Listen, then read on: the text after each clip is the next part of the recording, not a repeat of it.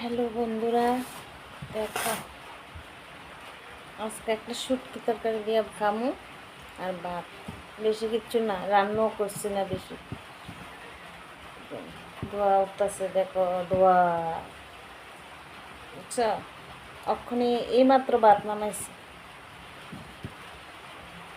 আমার চোখটি আছে না, ভীষণ ব্যথা করতেছে। রাত্রেবেলা চোখে দেখি না, খুব কষ্ট হইতেছে। শুটকিগুলো খায়, শুটকি শুধু শুটকি, আর কিচ্ছু না।